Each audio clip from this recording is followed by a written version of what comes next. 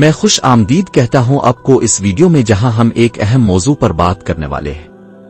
یہ video Bible کی غلطیوں اور قرآن کی صحیح رہنمائی پر مبنی ہے۔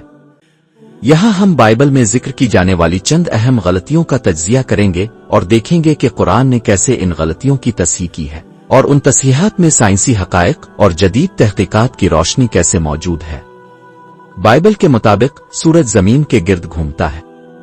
مثال شو 10:12-13 میں لکھا ہے کہ شو نے سورج کو رکنے کا حکم دیا تاکہ وہ اپنی جنگ جیت سکے۔ یہ تصور زمین کو کائنات کا مرکز مانتا ہے۔ یہ نظریہ زمین کو کائنات کا مرکز مانتا ہے۔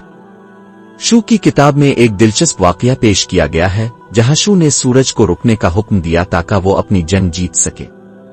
اس کے مطابق سورج زمین کے گرد گھوم رہا تھا۔ جدید سائنس کے مطابق یہ نظریہ غلط ہے۔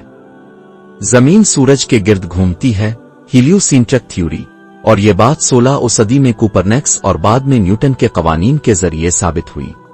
قرآن مجید 21:33 مفہوم، اور وہی ہے جس نے رات اور دن اور سورج اور چاند کو پیدا کیا، سب اپنے اپنے مدار میں تیر رہے ہیں۔ یہ آیت نہ صرف سائنسی حقائق سے ہم آہنگ ہے، بلکہ اس نے 1400 سال پہلے ہی یہ حقیقت بیان کی جو صدیوں بعد سائنس نے دریافت کی۔ بائبل کی غلطی، نوح کا طوفان پوری دنیا پر تھا۔ تفصیل بائبل کے مطابق نوح کا طوفان پوری دنیا پر آیا تھا اور ہر جاندار کا ایک جوڑا کشتی میں رکھا گیا۔ جدید سائنس جیولوجیکل شواہد سے یہ ثابت ہوا ہے کہ نوح کے زمانے میں ایک محدود علاقائی سیلاب آیا تھا، نہ کہ پوری دنیا میں۔ قرآن مجید 11:25-44 قرآن نوح کے طوفان کو مخصوص قوم کے لیے ذکر کرتا ہے، نہ کہ پوری دنیا کے لیے۔ یہ بات سائنس کے شواہد سے مطابقت رکھتی ہے۔ بائبل کی غلطی، انسان کی تخلیق کے مراحل۔ تفصیل بائبل میں انسان کی تخلیق کا ذکر مبہم اور سائنسی حقائق سے متصادم ہے۔ جدید سائنس ایمبرالوجی کے مطابق انسان کی تخلیق مختلف مراحل میں ہوتی ہے: نطفہ، جمع ہوا خون گوشت، اور پھر مکمل انسان۔ قرآن مجید 23:14 پھر ہم نے نطفہ کو جمع ہوا خون بنایا، پھر جمع ہوا خون گوشت کی بوٹی بنایا، پھر گوشت کی بوٹی سے ہڈیاں بنائیں، پھر ہڈیوں پر گوشت چڑھایا۔ یہ بیان ایمبرالوجی کے تمام سائنسی مراحل کو تفصیل سے واضح کرتا ہے۔ بائبل کی غلطی، چاند کی روشنی۔ تفصیل پیدائش کی کتاب 1:16 میں کہا گیا ہے کہ چاند خود ایک روشنی دینے والا جسم ہے جیسے سورج۔ جدید سائنس نے ثابت کیا کہ چاند کی روشنی سورج کی منعکس شدہ روشنی ہے، نہ کہ اپنی۔ قرآن مجید 25:61 مفہوم، بڑا بابرکت ہے وہ جس نے آسمان میں برج بنائے اور اس میں ایک چراغ، سورج، اور ایک روشن چاند بنایا۔